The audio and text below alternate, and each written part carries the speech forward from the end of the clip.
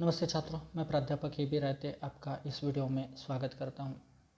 छात्रों, पिछले कुछ वीडियो के माध्यम से हमने कक्षा 12वीं हिंदी की योग भारती के अलग अलग पाठों का विस्तार से अध्ययन शुरू किया है। इसी कड़ी में हमने पिछले 2 वीडियो के माध्यम से हिंदी के पद्यपाठ क्रमांक 7 पेड़ होने का अर्थ इस पद्यपाठ का अध्ययन शुरू किया था। इस पद्यपाठ के शुरुआती 2 वीडियो में हमने इस रचना का जो पहले विभाग है, अंश है, इनका पद्यांश जो है उसका विस्तार से अध्ययन कर लिया था। शुरुआती दौर में हमने पद्यपाठ के जो रचनाकार हैं उनका परिचय करवा लिया था, पाठ परिचय जो है वो भी करवा लिया था। और उसके बाद 2 विभागों के पहले जो आदमी पेड़ नहीं हो सकता और हौसला है पेड़, इन 2 विभाग जो इस पद्य पाठ के हैं उनका अध्ययन, या वो 2 अंश है पद्यांश, उनका अध्ययन हमने कर लिया था। पिछले वीडियो में हमने देखा था कि इंसान के जीवन में पेड़ का स्थान बहुत महत्वपूर्ण है। इंसान का और पेड़ों का नाता बहुत ही गहरा है, पुराना है। बहुत सारी चीज़ें पेड़ों के माध्यम से इंसान को प्राप्त होती हैं और प्रकृति को बनाए रखने में भी पेड़ों का योगदान बहुत महत्वपूर्ण है और उसके आधार पर ही मनुष्य का जीवन निर्धारित होता है। पिछले वीडियो में जब हमने देखा हौसला है पेड़, उस माध्यम से पेड़ जो इंसान के लिए किस तरह का हौसला बन सकता है या बनता है, वो कवि ने वहाँ पर दिखाने की कोशिश की थी। जब पेड़ का जन्म होता है और उसके बाद पेड़ के मृत्यु तक का जो उसका जीवन काल है, उस जीवन काल में पेड़ अनगिनत समस्याओं को झेलता है, उन समस्याओं का सामना वो करता है और इन सारी परिस्थितियों से लड़कर उसका मुकाबला कर उसे हराकर वो अपने जीवन को आगे बढ़ाने का काम करता है। और ऐसी स्थिति में कितनी भी कठिन परिस्थिति क्यों ना आ जाए, कितनी भी मुश्किल स्थितियों में वो पेड़ क्यों ना पहुंच जाए, फिर भी वो झुकता नहीं है, रुकता नहीं है, थकता नहीं है और थमता भी नहीं है। वो अपने कार्यों का निरंतर निर्वाह जो है वो करता रहता है, किसी के पाँव जो है वो पड़ता नहीं है और वो एक जगह पर खड़े रहकर अपने हालात को बदलने की कोशिश करता है और उसको बदलने के लिए वो निरंतर लड़ता रहता है। वो चाहे उसका जन्म कहाँ भी क्यों ना हो, सड़क पर किनारे हो, झील के किनारे हो, किसी पहाड़ पर भी हो, चाहे किसी तरह की समस्या उसके सामने आ जाए, लेकिन वो पेड़ किसी से भी नहीं डरता है और डरकर वो जो हम कह सकते हैं कि अलग रास्तों का चुनाव नहीं करता है। वो जो अपना रास्ता है वो कभी नहीं छोड़ता, वो कभी हत्या या आत्महत्या का मार्ग जो है, रास्ता जो है वो नहीं अपनाता है। चाहे कैसी भी परिस्थिति हो, वो अपना काम निरंतर करता रहता है। उसका काम जो है वो अपने रास्ते में जो भी राहगीर आए उसको एक सहारा देने का काम करता है। और थका राहगीर क्यों ना हो, मुसाफिर क्यों ना हो, यात्री क्यों ना हो, उसकी थकान दूर करने का काम वो करता है। उसकी थकान दूर करके उसे मुस्कुराते हुए आगे बढ़ने का एक तरह से सलाह या एक तरह से कार्य ये पेड़ करता रहता है। गांव के रास्ते पर खड़ा होने वाला ये जो पेड़ है, आने और जाने वाले हर एक का स्वागत और विदाई का जो काम है वो बहुत ही हंसते मुस्कुरा कर करता रहता है। उसकी हालत अपने खुद के परेशानियों के कारण खराब है।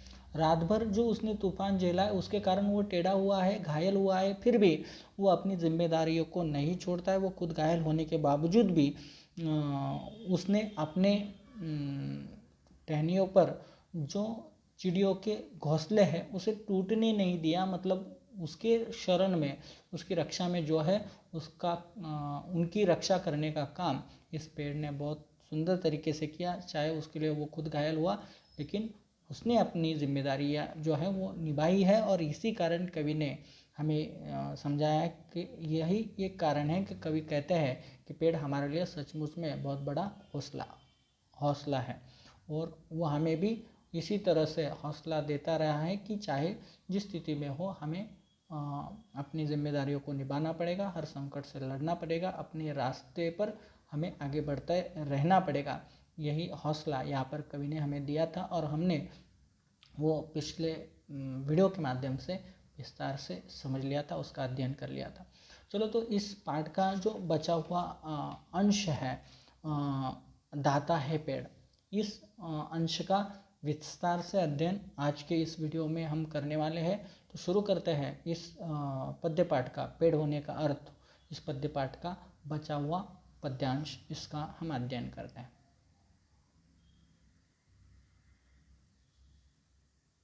देखिए, पेड़ होने का अर्थ, दाता है पेड़। देखिए, जड़, तना, शाखा, पत्ती, पुष्प, फल और बीज हमारे लिए ही है, हमारे लिए ही तो है पेड़ की हर एक चीज। कवि यहाँ पर कहता है, देखिए, जड़, तना, शाखा, पत्ती, पुष्प, फल और बीज हमारे लिए ही तो है पेड़ की हर एक चीज। किसी ने उसे पूजा, किसी ने उसे पूजा, किसी ने उस पर कुल्हाड़ी चलाई, पर कोई बताए क्या पेड़ ने एक बूंद भी आंसू की गिराई। देखिए, किस तरह का मतलब कितनी सुंदर सोच है, या किस तरह से कवि ने पेड़ के इस रूप को हमारे सामने रखा है। पेड़ जो होता है मनुष्य के जीवन में सच में दाता है, हमारे लिए सब कुछ देता है पेड़, उसके पास जो कुछ भी है वो देता है। और हमारे जीवन में पेड़ से उत्पन्न होने वाली बहुत सारी चीज़ों की ज़रूरत होती है, और उसी के बलबूते पर हमारा जीवन चलता है। अगर पेड़ ने उन चीज़ों का निर्माण नहीं किया और हमें नहीं दिया तो शायद हमारा जीवन बहुत मुश्किल में आ जाता है। इसीलिए पेड़ की हर एक अंग जो है, हर एक जड़, तना, मतलब उसके जो जड़ होते हैं, रूट्स हम जिसे कहते हैं, तना उसका जो शरीर, मतलब हम कह सकते हैं कि वो जो लकड़ी वाला पार्ट है, हम यहाँ पर देख सकते हैं। देखिए, जैसे ही ये है उसकी जड़ें, ये है उसका तना। इस तरह से शाखाएं, मतलब उसके जो ब्रांचेस होती हैं, टहनियाँ, उसे शाखाएं हम कह सकते हैं, जो कि यहाँ पर हम से कह सकते हैं कि अंदर शाखाएं होती है।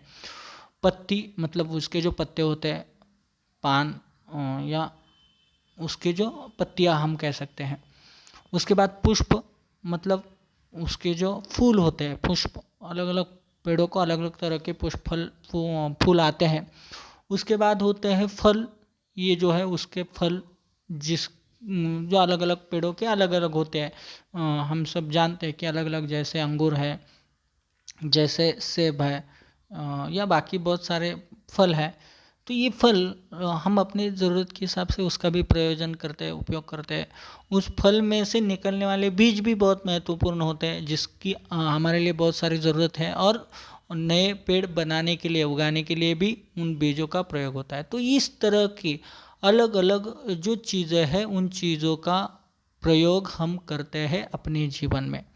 और हर किसी की हर कोई अपना काम, मतलब जड़ें हो, तना हो, शाखा हो, पत्ती हो, हम सब जानते हैं कि हर कोई अपने अपनी तरह से मनुष्य के लिए अलग अलग तरह से उपयोगी सिद्ध होता है, साबित होता है। और इंसान अपनी ज़रूरत के हिसाब से हर किसी का प्रयोग करता है। जैसे फल खाने के लिए फूलों का भी बहुत सारा उपयोग होता है, सजावट के लिए उपयोग होता है, उसकी जो गंध होती है वो भी मनमोहक होती है, उसके लिए भी बहुत सारे फूलों का बहुत अलग अलग औषधियों में उपयोग होता है। तने का उपयोग अलग अलग प्रकार के वस्तुओं के निर्माण के लिए किया जाता है। जैसे हम कह सकते हैं कि जो फर्नीचर है वो बनाने में उसके तने का प्रयोग होता है। जड़, जो रूट्स होते हैं, वो भी, इसके भी बहुत सारे उपयोग होते हैं, अलग अलग कारणों से उसके प्रयोग होते हैं। औषधि जो गुण उसमें अगर हो तो बहुत सारे औषधियों में भी उसका प्रयोजन होता है। पत्तियों का भी बहुत सारे प्रयोजन होता है, सुशोभन के लिए होते हैं, खाने के पात्र बनाने के लिए भी पत्तियों का, अलग अलग वृक्षों के पत्तियों का प्रयोग होता है। फल तो सामान्यतः हम खाते ही हैं। बीज भी बहुत सारी चीज़ों के लिए उसका प्रयोजन होता है। साथ ही नए पेड़ बनाने के लिए, उगाने के लिए, निर्माण करने के लिए भी बीज का प्रयोजन होता है। तो इस तरह से पेड़ के हर एक अंश का, हर एक अंग का उपयोग मनुष्य के लिए होता ही है, और मनुष्य उसका प्रयोग या उपयोग अपने जीवन में करता है अपनी ज़रूरत के लिए। और इसीलिए हमारे लिए ये सभी चीज़ें कभी भी हम जाए और पेड़ ने हमें इन चीज़ों को देने से मना किया हो, ऐसा हो ही नहीं सकता। पेड़ तो हमेशा ही देने देने के लिए बनाया है और देता ही है।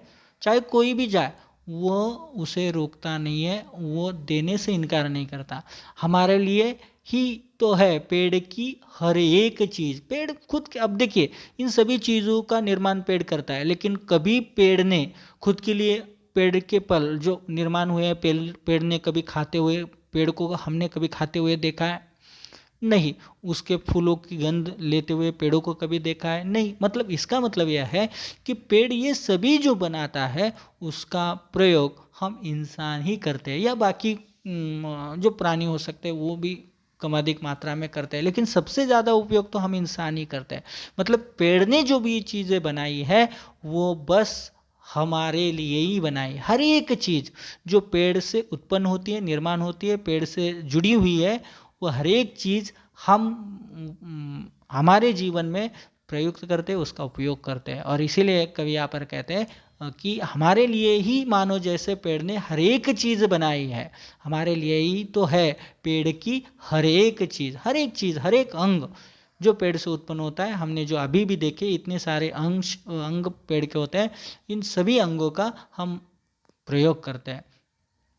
तो उस दृष्टि से कभी आगे देखिए, किसी ने उसे पूजा, किसी ने उस पर कुल्हाड़ी चलाई। अब इंसान भी अलग अलग तरह के होते हैं। पेड़ तो सभी चीज़ों का निर्माण हमारे लिए ही करता है, और हम सभी उसका उपयोग व प्रयोग हमारे जीवन में अपनी ज़रूरत के हिसाब से करता ही है। पेड़ ने कभी हमें रोका नहीं है। और फिर भी हम जानते हैं कि अलग अलग तरह के इंसान समाज में पाए जाते हैं। तो जो इंसान, दो तरह के इंसान यहाँ पर कवि ने हमारे सामने रखे हैं। ऐसा होने के बावजूद हर एक चीज़ जो इंसान को देता है, और इसके बावजूद भी इंसानों ने उसके साथ क्या किया है, तो किसी ने उसे पूजा, किसी ने उसके उस महान कार्य के लिए उसका सम्मान किया, उसको पूजा सही तरह से, जो कि इंसान को करना चाहिए, उसको पूजना चाहिए, क्योंकि उसने सब कुछ अपना हमारे लिए अर्पण कर दिया है, सब कुछ हमें दिया है। वो इतना बड़ा दाता है कि खुद के लिए कुछ भी वो नहीं रखता है, कुछ भी नहीं बचाता है। जो भी निर्माण करता है, जो भी बनाता है, वो अर्पण कर देता है हमारे लिए, सभी के लिए अर्पण कर देता है। और इतना बड़ा दाता होने के कारण ही हमें उस बात को ध्यान में रखना चाहिए। और इसीलिए तो इसमें से कुछ मनुष्य जो ये सारी चीज़ें समझते हैं, और वो समझने के कारण ही ऐसे लोग जो ये समझते हैं, उसका महत्व समझते हैं, उसका कार्य समझते हैं, तो वो लोग जो है उसे पूजते हैं, उसका सम्मान करते हैं, उसकी पूजा करते हैं। तो इसीलिए कवि कहते हैं, किसी ने उसे पूजा, किसी ने उस पर कुल्हाड़ी चलाई। तो कोई ऐसे भी इंसान होते हैं दुनिया में, इतना देने वाला होने के बावजूद भी, ये सब कुछ देता है, फिर भी उस पर कुल्हाड़ी चलाने का काम करता है, उसे मारने का काम करता है, उस पर आघात करने का काम करता है। तो कोई ऐसा भी होता है दुनिया में, अलग अलग प्रकार के इंसान हैं, और कोई पूजता भी है तो कोई उस पर कुल्हाड़ी भी चलाता है। पर कोई बताए, क्या पेड़ ने एक बूंद भी आंसू की गिराई? लेकिन इतना होने के बावजूद भी, ऐसा व्यवहार उसके प्रति होने के बावजूद भी, सोचिए, अगर हम किसी के लिए अगर अच्छा करते हो, किसी को सब कुछ अर्पण कर देते हैं, किसी को देने की भावना या कुछ थोड़ा बहुत भी देते हैं, और उसने अगर हमारे साथ बुरा किया, तो हम उस समय हमारी जो मनोदशा है, हमारे जो विचार है, वो किस प्रकार हो जाता है। हम कितना रोते हैं, कितना उसके बारे में भला बुरा कहते हैं। लेकिन इतना होने के बावजूद भी दोनों तरह के इंसान उसे मिले, किसी ने उसे पूजा भी है, किसी ने उसे काटा भी है, लेकिन आज तक किसी ने नहीं देखा इन स्थितियों में भी वो शांत रहता है, इस स्थितियों में भी वो डगमगाता नहीं है। कभी भी ऐसे स्थितियों में भी पेड़ ने एक बूंद भी आंसू नहीं गिराई, एक बूंद भी, मतलब वो रोया नहीं, परिस्थितियों से घबरा कर डरा नहीं, रोया नहीं, किसी से कभी भी उसने शिकायत नहीं की कि मैंने ये सब कुछ दिया, फिर तुम लोग ऐसा क्यों करते। ऐसा कभी कोई किसी तरह की शिकायत हमने कभी भी पेड़ से सुनी नहीं है। किसी तरह की आंसू उसने गिराया नहीं। जो भी है उसको उसने स्वीकार कर लिया है। सब कुछ देने के बावजूद भी एक आवाज़ तक उसने नहीं उठाई, कभी भी, ऐसा लेखक यहाँ पर कहते हैं। हमारी सांसों के लिए शुद्ध हवा, बीमारी के लिए दवा। हमारी सांसों के लिए शुद्ध हवा, बीमारी के लिए दवा, शव यात्रा, शगुन या बारात सभी के लिए देता है पुष्पों की सौगात। शव यात्रा, शगुन या बारात सभी के लिए देता है पुष्पों की सौगात। आदिकाल से आज तक सुबह शाम दिन रात हमेशा देता आया है मनुष्य का साथ। कवि को मिला कागज कलम शाही, वैद्य हकीम को दवाई। देखिए, जो हमने पहले देखा कि कवि के पेड़ के अलग अलग अंग होते हैं और वो हमारे लिए दे देता है, या हमारे लिए उसने मानो अपना जन्म लिया है, हमारे लिए वो कुर्बान होता है। सब कुछ जो भी उस अपने जीवन में उत्पन्न करता है, निर्माण करता है, जो भी बनाता है, बनता है उसके माध्यम से, वो पूरा का पूरा वो हमारे लिए अर्पण कर देता है। किस तरह से वो भी यहाँ पर बताया, कौन से कार्य, कौन कौन सी चीज़ें पेड़ों के माध्यम से हमें ही नहीं पूरी सृष्टि को प्राप्त होती है, वो कवि ने यहाँ पर बताया। क्या करता है पेड़, क्या देता है पेड़, कवि ने जो कहा है दाता है पेड़, वो कैसा दाता है, क्या देता है, तो ये हमें समझना है, या कवि ने यहाँ पर हमें समझाया। देखिए, हमारी सांसों के लिए वो शुद्ध हवा देता है, सबसे बड़ा काम करता है। हमारे जीवन के लिए सबसे आवश्यक होता है हमारे प्राणवायु, जिसे हम ऑक्सीजन भी कहते हैं।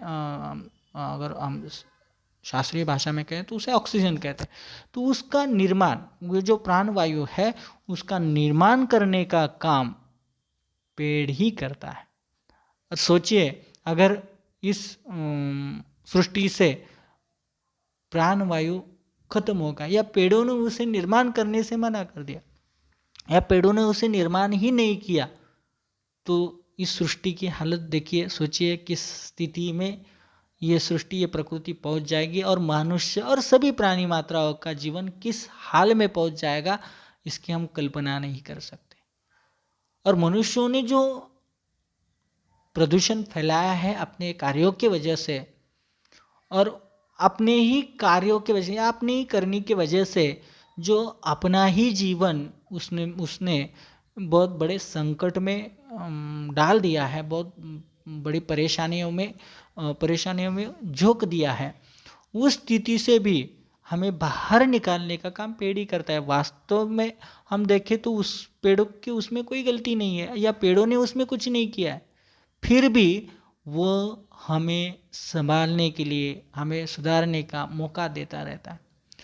जो हमने इस प्रकृति को खराब किया है, उसे सुधारने का काम करता है। खराब करने वाले जो तत्व है, उसे वो ले लेता है, और सही प्रकृति के संतुलन के लिए आवश्यक जो तत्व है, या जो प्राणवायु है, वो देने का काम वो करता है। तो एक इस तरह से हमारी सांसों के लिए आवश्यक जो प्राणवायु है, शुद्ध हवा है, वो हवा हमें देने का काम ये पेड़ करता है। ये तो सबसे बड़ा काम वो करता है। उसके साथ साथ बीमारी के लिए दवा, जो इंसान बीमार है, उस बीमारी को दूर करने के लिए हम देखते हैं कि बहुत सारे हमारे देश में अलग अलग वनस्पतियों या पेड़ों के अलग अलग अंगों का, भागों का प्रयोग किया जाता है दवा के रूप में, उस बीमारियों को दूर करने के लिए। बहुत सारी ऐसी, हम जिसे औषधि वनस्पतियाँ कहते हैं, बहुत सारी है जिनका प्रयोजन हम अलग अलग बीमारियों में करते हैं। एक ही बीमारी नहीं, बहुत सारी बीमारियां हैं। उन बीमारियों को दूर करने के लिए बहुत सारे पेड़ों के अलग अलग अंशों का प्रयोग करते हैं, और उसके कारण हमें अपनी बीमारियों से छुटकारा मिल सकता है। तो ये बीमारियां भी दूर करने के लिए जो दवा चाहिए, वो दवा बनाने के लिए भी पेड़ों का प्रयोग होता है, या पेड़ों के अलग अलग अंगों का प्रयोग होता है। तो ये दवा भी बनाने में मदद करता है। साथ ही साथ शव यात्रा या शगुन, जो भी हो, दोनों भी स्थितियाँ, एक तो हम कह सकते हैं कि दुख की स्थिति है, एक खुशी की स्थिति है। तो शव यात्रा मतलब कोई मर जाता है, तो उसकी जो अंत यात्रा होती है, या उसकी जो जीवन यात्रा का वो जो अंतिम समय होता है, वो उस शव यात्रा में हो, या शगुन खुशी के मौके पर जो शगुन हो, या बारात का समय हो, सभी के लिए देता है पुष्पों की सौगात। उन समय ज़रूरत होती है पुष्पों की, वो अलग अलग कारणों से हम सभी पता है, इन अलग अलग स्थितियों में स्थितियों को हम देख चुके हैं, देखते हैं। अलग अलग वजहों से वहाँ पर फूलों की ज़रूरत होती है। तो उस ज़रूरत को भी मतलब हर खुशी के पल में भी पेड़ों का ये जो अंग है फूल, उसकी ज़रूरत होती है। हर दुख के समय में भी फूलों की ज़रूरत होती है। तो कितने हमारे जीवन में पेड़ों का स्थान है, या कितना हमारे जीवन में घुल मिल गया है पेड़, या उसके ये जो अलग अलग भाग है कितने ज़रूरी है हमारे लिए। देखिए, उसके बिना हमारा जीवन पूरा ही नहीं हो सकता। चाहे शव यात्रा हो या शगुन हो या बारात हो, सभी जगहों पर हमें पुष्प का मतलब है फूलों की ज़रूरत होती है, और वो ज़रूरत पूरी करता है पेड़, क्योंकि पेड़ों के माध्यम से ही पुष्पों का निर्माण होता है। तो ये जो सौगात का अर्थ होता है भेंट। ये जो भेंट है, ये जो उपहार है, ये पेड़ हमें देता है। और चाहे सुख की स्थिति हो, दुख की स्थिति हो, हर स्थिति में वो हमारे लिए सहायक होता है, हमें भेंट देता है। आदिकाल से आज तक, आदिकाल मतलब आरंभ का काल, शुरुआत का काल, जब इंसान का जन्म हुआ, इंसान उत्पन्न हुआ, उस समय से आज तक का वो जो काल है, शुरुआती दौर का काल, उसे आदिकाल कहते हैं। और आज तक का मतलब अभी इस वक्त तक का इस आज के इस युग तक का जो समय है, उस पूरे यात्रा में, उस पूरे कार्यकाल में या पूरे समय में, आदिकाल से आज तक, सुबह शाम दिन रात, और उसमें भी हर समय, सुबह का हो, शाम का हो, दिन का समय हो या रात का समय, हमेशा देता आया है मनुष्य का साथ। ये जो पेड़ है वो मनुष्य के निर्माण के समय से आज तक के समय में तक, और हर वक्त, सब सुबह शाम रात दिन, हर वक्त हमेशा ही वो मनुष्य के साथ रहा है। तभी तो मनुष्य का जीवन अभी तक बना हुआ है। सोचिए, अगर इन पेड़ों ने मनुष्य का साथ नहीं दिया होता तो आज शायद मनुष्य का अस्तित्व इस सृष्टि में बचा हुआ होता, शायद ही बचा हुआ होता। मतलब क्या है कि बहुत सारी चीज़ों पर, इतनी सारी चीज़ें हैं जिसके लिए हमें इन पेड़ों पर अपना जीवन को बनाए रखना होता है, उसके आधार पर ही जीना होता है। अगर पेड़ नहीं होते तो शायद हमारे इन सभी चीज़ों को हम पूरा नहीं कर सकते। अगर ये पूरा नहीं कर सकते तो शायद हमारा अस्तित्व ही आज तक बनाए रखने में कामयाब नहीं हो पाते, मतलब हम कब के ख़त्म हो जाते हैं। इसीलिए तो यहाँ पर लेखक कहते हैं या कवि कहते हैं, हमेशा देता है मनुष्य का साथ, चाहे समय शुरू से आज तक का हो या कभी भी, दिन रात समय कौन सा भी हो, हर समय उसने इंसान को साथ दिया है।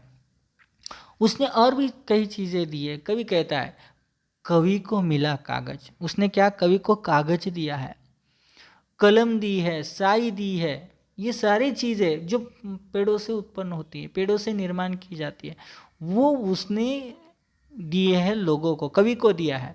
कागज दिया है, कलम दी है, स्याही दी है, वैद हाकिम को दवाई। और वैद और हाकिम जिन्होंने, मतलब कवियों को अपना जीवन चलाने के लिए कविताओं को लिखना पड़ता है अपने खुशी के लिए, तो वो अगर करना है उसे, तो उसे कागज चाहिए, कलम चाहिए, स्याही चाहिए, वो भी पेड़ों से मिलता है। वैद है, उसको भी अपना जीवन आगे बढ़ाना है, तो उसके लिए दवाई की आवश्यकता है। वैद हो, हाकिम हो, तो उसको दवाइयों की आवश्यकता होती है, और वो दवाइयाँ उसे पेड़ों के माध्यम से उत्पन्न प्राप्त होती है। तो यहाँ पर हम कह सकते हैं कि देखिए, हर किसी को पेड़ों की ज़रूरत है। चाहे हम देखें कि यार, हम कह सकें कि यार कवि को क्या लेना देना, कवि को तो भी ज़रूरत है, और वो ज़रूरत पेड़ किस तरह से पूरा कर सकते हैं। वैद्य जो है या हाकिम जो है, वो भी किस तरह से लोगों के लिए वो काम करता है, लेकिन उसकी मदद जो है वो पेड़ करता है। उसको दवाइयाँ बनाने के लिए जो कुछ ज़रूरी चीज़ें हैं वो पेड़ों के माध्यम से ही तो प्राप्त होती है। और इसीलिए यहाँ पर हम कह सकते हैं कि पेड़ सभी के लिए महत्वपूर्ण है। वैद्य हाकिम को भी वो दवाई देता है, कवि को भी वो कागज स्याही कलम देता है, और इंसान के हर एक जाति प्रवर्ग, हर एक क्षेत्र में वो अपने तरह से ज़रूरत के अनुरूप योगदान देता रहता है। हमने पहले भी देखा, वो शुद्ध हवा देता है, वो बीमारी के लिए दवा देता है, शव यात्रा शगुन या बारात के लिए वो पुष्प भेंट देता है। इस तरह से कवि की ये जो सोच है या वृक्षों की ये जो देन है, ये बहुत महत्वपूर्ण है इंसान के जीवन में। आगे देखिए, शासन या प्रशासन, सभी के बैठने के लिए कुर्सी, मेज, आसन, शासन हो या प्रशासन, इन सभी के लिए, मतलब कवि ने यहाँ पर यहाँ तक ही नहीं रोका, तो शासन प्रशासन दोनों भी मतलब बहुत महत्वपूर्ण है। और उनके लिए भी वो क्या देता है, कुर्सियाँ, मेज, आसन, ये चीज़ें जो उनके कार्यकलाप के लिए आवश्यक है, वो बनाने के लिए पेड़ की लकड़ियों की आवश्यकता होती है, और वो लकड़ियाँ मिलती हैं पेड़ के तने से। तो ये जो चीज़ है ये भी बहुत महत्वपूर्ण है, मतलब वो किसी एक के लिए ही नहीं, एक वर्ग के लिए नहीं, तो हर एक वर्ग के लिए वो अपना योगदान देता है, ये यहाँ पर कवि कहता है। शासन हो या प्रशासन, सभी के लिए सभी के बैठने के लिए वो कुर्सी, मेज, आसन देता है। जो हम उपयोग नहीं करें, वृक्ष के पास ऐसी एक भी नई चीज है। जी हाँ, सच तो यह है कि पेड़ संत है, दधीची है। देखिए किस तरह का विचार यहाँ पर कवि ने प्रस्तुत किया। पेड़ का कोई भी ऐसा अंश नहीं है, कोई ऐसा भाग नहीं है जो मनुष्य के लिए उपयुक्त ना हो। पेड़ के हर एक अंश का, हर एक भाग का, हर एक अंग का किसी न किसी तरह से इंसानों ने अपने जीवन में अपनाया, उसका उपयोग किया, या मनुष्य के लिए उपयुक्त है। वृक्ष के पास ऐसी कोई भी चीज नहीं है इंसान के पास, वृक्ष के पास, जिसका हम प्रयोग नहीं करते हो, ऐसी कोई भी चीज नहीं। मतलब उसका अर्थ यह है कि वृक्ष की हर एक भाग को, हर एक अंश को, हर एक चीज का हम उपयोग करते हैं अपने जीवन को बनाने के लिए, अपने जीवन को सुधारने के लिए, अपने जीवन की जरूरतें पूरी करने के लिए।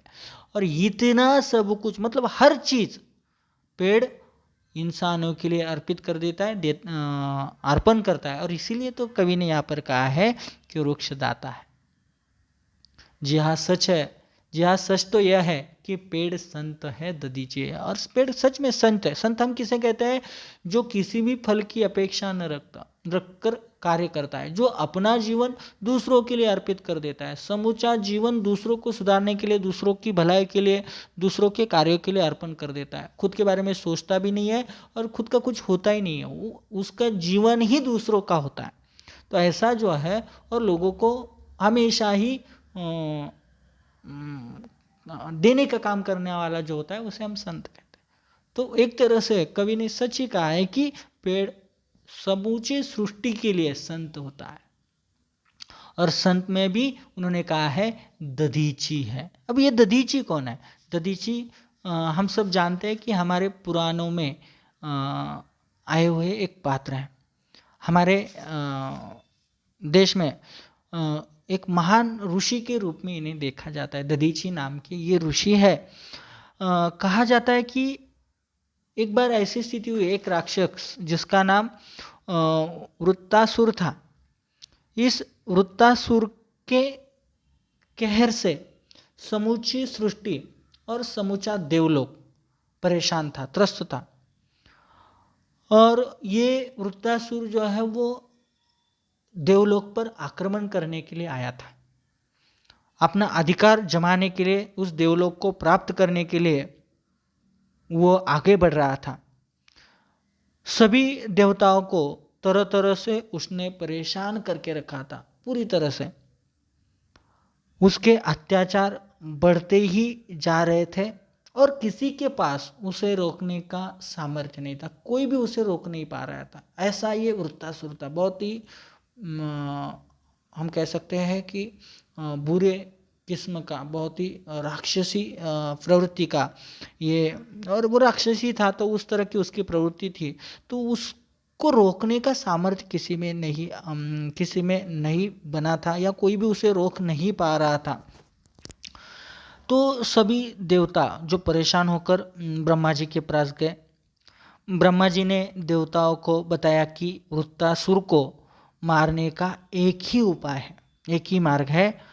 वो मार्ग उन्होंने, वो रास्ता उन्होंने बताया। क्या रास्ता बताया उन्होंने? वह है पृथ्वीवासी आत्मत्यागी महर्षि दधीची की अस्थियों से बना वज्र। उन्होंने सुझाव दिया, ब्रह्मा जी ने, जो सारे देवलोक देवगण परेशान हुए थे वृत्तासुर के प्रहार से या उसके अन्याय से, अत्याचार से, तो उससे बचने के लिए, उसे हराने के लिए, उसे ख़त्म करने के लिए कोई मार्ग होने चाहिए था। और उस मार्ग को ढूंढते ढूंढते वो ब्रह्मा जी के पास गए और ब्रह्मा जी ने उन्हें मार्ग बताया। मार्ग क्या बताया? कि आपको एक ही तरह से, आप लड़कर उसे कभी भी ख़त्म नहीं कर सकते, तो आपको एक ही काम करना पड़ेगा। और वो मार्ग उन्होंने बताया कि तुम्हें जाना पड़ेगा पृथ्वी पर। पृथ्वी पर एक महान महर्षि है जिनका नाम है दधीची। आपको महर्षि दधीची के पास जाना पड़ेगा और उनके अस्थियों को लेना पड़ेगा। मतलब प्राण जाने के बाद शरीर में जो हड्डियां रहती है उसे हम अस्थियां कहते हैं। तो उन अस्थियों को लेना पड़ेगा और उन अस्थियों से अस्त्र बनाना पड़ेगा। उस अस्त्र को हम कहते हैं, या उन्होंने नाम दिया था वज्र। उस वज्र को बनाना पड़ेगा। वज्र को बनाओ उस दधीची की अस्थियों से, और उस अस्त्र से, उस शस्त्र से अगर तुम लड़ोगे तो तुम जीत पाओगे, ऐसा ब्रह्मा जी ने उन्हें समझाया।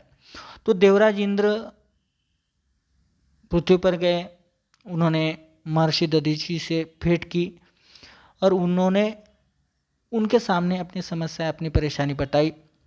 देवराज इंद्र के कहने पर, जब उन्होंने ये सारी चीज़ें कही, तो उनके कहने पर महर्षि ने बिना किसी हिचकिचाहट के उसी समय समाधि लगाई और अपना देह त्याग दिया और अपनी अस्थियां जो है वो एक तरह से अर्पण कर दी इंद्र जी, हम देवराज के लिए, देवराज इंद्र जो है उन उसके लिए अर्पण कर दी, उनको दे दी वो एक तरह से। मतलब किसी चीज़ को नहीं सोचा कि वो महर्षि है, इतनी शक्तिशाली, उतना कार्य किया, क्या सब लोकहित के लिए, समाज या प्रकृति के हित के लिए उन्होंने एक क्षण भी नहीं सोचा और तुरंत ही समाधि ले ली और अपने जो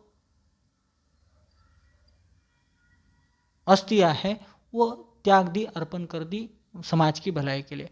ऐसे जो परार्थ रूप से कार्य करते हैं उन्हें हम संत कहते हैं। तो ऐसे ही दधीची है, वृक्ष जो है वो दधीची है, अपना समूचा जीवन जो है वो अर्पण कर देते हैं मनुष्य के लिए, कुछ भी नहीं सोचते हैं खुद के बारे में, हमेशा ही देते रहते हैं। देने का काम, किसी फल की अपेक्षा नहीं होती है। और इसीलिए तो कवि ने यहाँ पर कहा है वृक्षदाता है, वो देने का काम करता है हमेशा ही। इंसान उसके बदले कुछ भी नहीं लेता है, वो कुछ भी नहीं, वो हमेशा ही देता रहता है। और इसीलिए लेखक ने यहाँ पर कहा है वृक्षदाता है। तो इस तरह से बहुत ही सुंदर तरह से प्रकृति का और मानव का ये जो रिश्ता है और उसमें वृक्षों का ये जो स्थान है वो समझाया है। और कवि ने जो कहा था शुरुआत में कि वृक्ष हमारे लिए क्या है, तो ये सभी चीज़ों के माध्यम से हम समझ चुके हैं कि वृक्ष हमारे जीवन में सब कुछ है। बिना वृक्षों के हम प्रकृति को, मतलब प्रकृति को बनाए ही नहीं रख सकते, या मनुष्य का अस्तित्व ही नहीं रह सकता। इतना महत्वपूर्ण स्थान वृक्षों का है। वृक्ष सब कुछ है, सब कुछ हमारे लिए करते हैं, खुद अर्पण हो जाते हैं और हमारे लिए, हमारे जीवन को बरकरार रखते हैं, बनाए रखते हैं। हमारे हर एक ज़रूरत को पूरा करने का काम वृक्ष करते हैं, अपने हर एक अंग को हमारे लिए अर्पण कर देते हैं।